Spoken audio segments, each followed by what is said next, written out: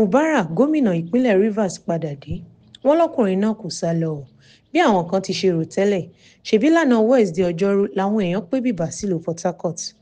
Gómìnà Fubara ni wọ́n wá pàdé lẹ́yìn tí ààrẹ Tinubu ti gbẹ́sẹ̀ kúrò lórí ìjọba fìdíhẹẹ́ tí wọ́n lò fún oṣù 6 gbáko nípínlẹ̀ ọ̀hún. Ní báyìí, gómìnà ìpínlẹ̀ Rivers ti balẹ̀ sílùú Port Harcourt, olú-ìlú ìpínlẹ̀ náà.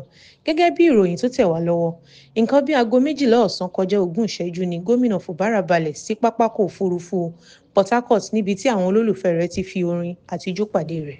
Ọ̀pọ̀lọpọ̀ àwọn obìnrin ọ̀dọ́ tó fi mọ́ àwọn alátìlẹyìn Fubara ni wọ́n tò sáwọn òpópónà ní Port Harcourt tí wọ́n sì ń kí i káàbọ̀ padà sẹ́nu iṣẹ́. Níṣe ni àwọn èrò náà ń kọrin tí wọ́n sì ń jó àjò làágùn ní gbogbo òpópónà ní Port Harcourt lórí bí òpin ṣe dé bá ìkéde ìlú òfararọ tí ààrẹ Bọ́lá Tinubu kéde tẹ́lẹ̀, ṣùgbọ́n tí ìpínlẹ̀ ọ̀hún ti padà sípò ìjọba àwa ara wa. Ní báyìí, wọ́n ti ní kò sí wàhálà mọ́ nípínlẹ̀ Rivers. Fubara ti dé kí ìjọba democracy ó máa tẹ̀síwájú sí i.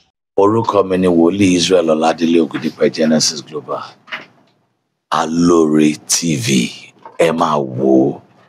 Ẹ̀kọ́ pọ̀ ń bẹ, ìrírí ayé pọ̀ ń bẹ, òtítọ́ pọ̀ ń bẹ. Ohun tó lè gbéyàn dìde tó máa múyàn kúrò nínú àṣìṣe ó pọ̀ ń bẹ. I am confirming Alore TV. The more you know, the better you become. Alore TV. Alore TV. Alore TV. Nílé nílé òkúre. Ẹ máa wò ó. Ètò tó kọ́ni lọ́gbọ́n. Ètò tó kọ́ni lóye. Ní gbogbo àgbáyé. Ẹ máa wò ó. Ẹ máa wò ó.